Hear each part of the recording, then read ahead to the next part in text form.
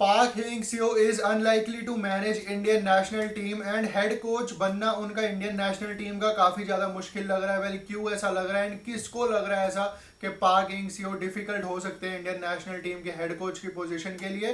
Plus यहाँ पे Mumbai city FC ने काफ़ी अच्छा player ex Arsenal player sign कर लिया है। प्लस यहाँ पे एक बार फिर से हो सकता है कि हम उन्हीं रैंडम कंट्रीज से जिनसे हम खेलते हुए आए हैं प्रीवियस हिस्ट्री में अपनी एंड लोअर रैंक्ड टीम्स से जैसे कि बांग्लादेश, पाकिस्तान, श्रीलंका, मालदीव्स, एक बार फिर से हम इनसे ही खेले आने वाले टाइम में। क्यों कह रहा हूं मैं ऐसा?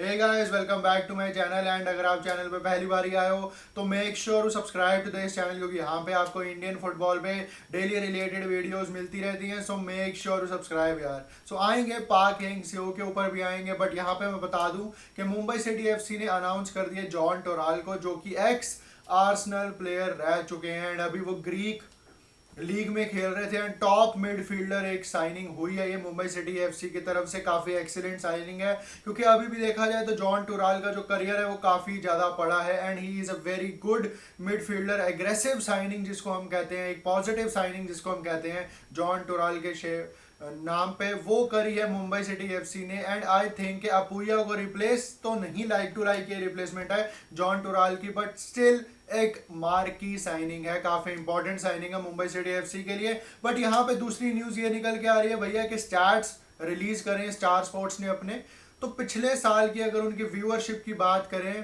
प्रीमियर लीग की, सबको पता है हम सबको कि इंग्लैंड की टॉप डिवीजन को प्रीमियर लीग कहा जाता है, तो उसकी जो व्यूअरशिप है स्टार स्पोर्ट्स पे वो 63% से राइज हुई है। 63% इंक्रीज हुआ है व्यूअरशिप में प्रीमियर लीग की। एंड अगर मैं इंडियन फुटबॉल की बात करूं, आईएसएल की बात करूं, तो सिर्फ 13% राइज हुआ है व्यूअरशिप का।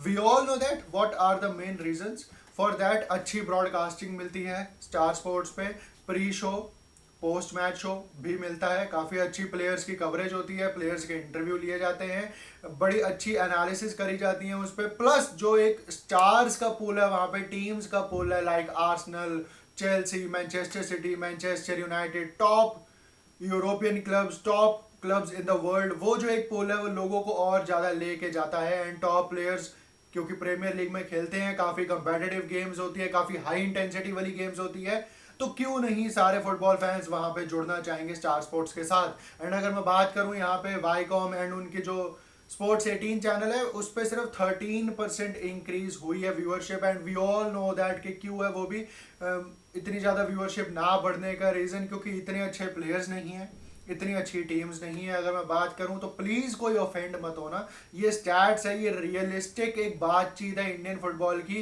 रियलिस्टिक फैक्ट्स बेस्ड बात है, इस पे प्लीज ऑफेंड मत होना कि मेरे क्लब को छोटा बोल दिया, मेरे क्लब को बड़ा बोल दिया। प्लीज ये फैक्ट है, इंडियन व्यूअरशिप इतनी नहीं है इंडियन फुटबॉल के लिए, आई बॉल्स जो है वो इंडियन फुटबॉल में इतनी नहीं है आज के टाइम पे।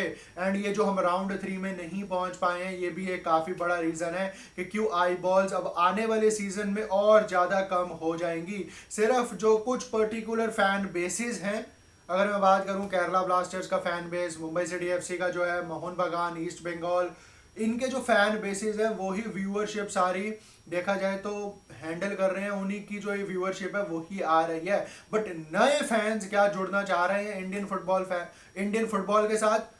I really doubt that. And आने वाले टाइम में स्टार्स ये हो सकता है कि और कम कम होते रहें, क्योंकि कोई ज़्यादा बड़े स्टार्स हम प्रोड्यूस नहीं कर रहे हैं। हमारी टीम्स, चाहे मैं क्लब्स की बात करूं, कॉन्टिनेंटल स्टेज पे इतना नाम रोशन नहीं कर रही हैं इंडिया का। अगर मैं बात करूं, हमारे जो प्लेयर्स हैं वो यूरोपियन क्लब्स में नहीं जा रहे हैं, तो अगर वो इंडिया में ही खेलते रहेंगे, अगर वो राउंड 3 भी नहीं जाएंगे, कॉन्टिनेंटल सक्सेस उनको क्लब्स के साथ नहीं मिलेगी, तो आई एम सॉरी, हमारे को इतनी ज़्यादा आई बॉल्स नहीं मिलेंगी इंडियन फुटबॉल में। एंड इट्स अ फैक्ट, जिसको डिनाई करना है, जिसने कुछ भी उल्टा सीधा कमेंट लिखना है वो लिख सकता है। बट यहाँ पे अगर मैं बात करूँ पाक हेंग-सेओ की, तो पाक हेंग-सेओ का इंडिया आना काफ़ी ज़्यादा मुश्किल लग रहा है, क्योंकि सियान मुखर्जी जो कि न्यूज़ 9 के स्पोर्ट्स राइटर है, उन्होंने ये कंफर्म करा है कि फाइनेंशियल कॉन्स्टेंट्स काफ़ी ज़्यादा है पाक हेंग-सेओ को लेके। एंड एआईएफएफ इतना बड़ा हेफ्टी पैकेज क्या दे सकती है पाक हेंग-सेओ का, क्योंकि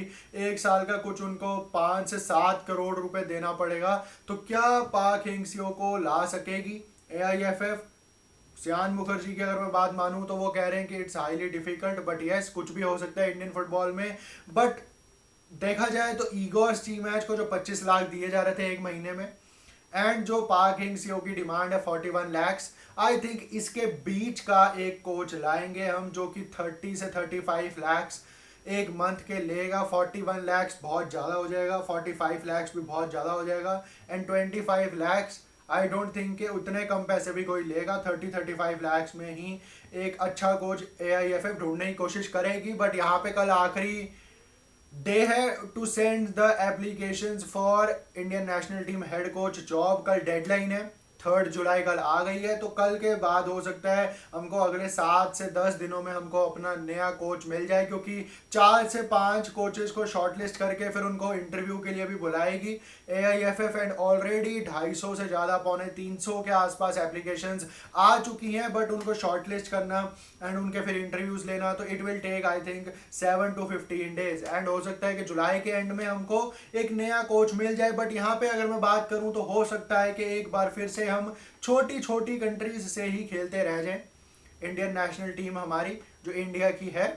क्योंकि अगर मैं बात करूं यहाँ पे हम मर्डेगा कप और किंग्स कप में तो नहीं खेल रहे हैं, ये कंफर्म कर दिया है दोनों की फेडरेशंस ने, मलेशिया की भी एंड थाईलैंड की भी। उन्होंने जो कंट्रीज बुलाई हैं, इनवाइट करी हैं, उसमें इंडिया नहीं है, उसमें अच्छी कंट्रीज है काफ़ी। अगर मैं बात करूं मर्डेगा कप एंड किंग्स कप के इस बारी के जो टीम्स है वो अनाउंस हो चुकी हैं, पार्टिसिपेंट्स अनाउंस हो चुके हैं। 4 कंट्रीज दोनों टूर्नामेंट्स में खेलेंगी, किंग्स कप एंड मर्डेगा कप में, जो कि सितंबर एंड अक्टूबर में खेला जाएगा। वी ऑल नो दैट, जिसमें फिलीपींस खेलती हुई दिखेगी, सीरिया खेलती हुई दिखेगी, थाईलैंड, मलेशिया खेलती हुई दिखेगी, एंड ताजिकिस्तान जैसी कंट्रीज भी खेलती हुई दिखेंगी। जिन भी कंट्रीज को इनवाइट करा है उनकी फेडरेशंस ने, थाईलैंड एंड मलेशिया की काफ़ी अच्छी टीम्स हैं ये। बट अगर मैं देखूं तो इंडियन नेशनल टीम की अभी तक कोई खबर नहीं आ रही है कि वो किससे खेलेंगे। टंजानिया के साथ एक र्यूमर आई थी, बट उस पर AIFF ने कुछ कॉन्क्रीट अभी तक नहीं करा है। एंड अगर देखा जाए तो पूरा का पूरा यूरोप सितंबर एंड अक्टूबर में मोस्ट लाइकली नेशंस लीग खेलेगा, UEFA Nations league.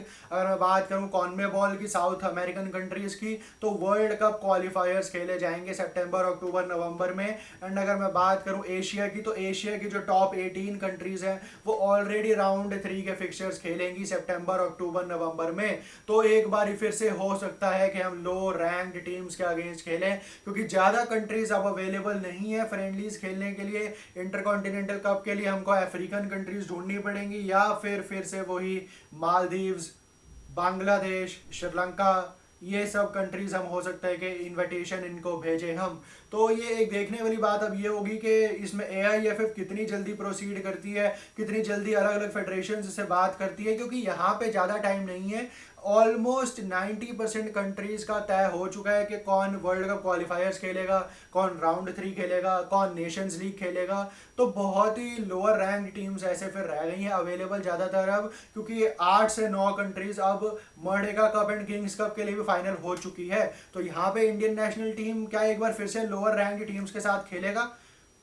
I highly predict that, क्योंकि यहाँ पे लग नहीं रहा है कि अच्छी कंट्रीज ज़्यादा बची हैं अब यहाँ पे हमारे साथ इंटरनेशनल फिक्सचर्स खेलने के लिए सितंबर अक्टूबर नवंबर में। एंड काफ़ी फेडरेशंस ये भी हो सकता है कि खुद ही मना कर दें खेलने से अगेंस्ट इंडिया, क्योंकि वो क्वालिटी नहीं है, वो आई बॉल्स नहीं है यहाँ पे, प्लस वो एक्सपोजर्स भी दूसरी टीम्स को नहीं मिल पाता है। बट येस, अगर आप 180, 190, 200 रैंक की टीम्स को बुलाओगे तो फिर तो वो हंसते खेलते हो आएंगी, क्योंकि उनके लिए इंडियन नेशनल टीम एक बहुत बड़ी टीम है।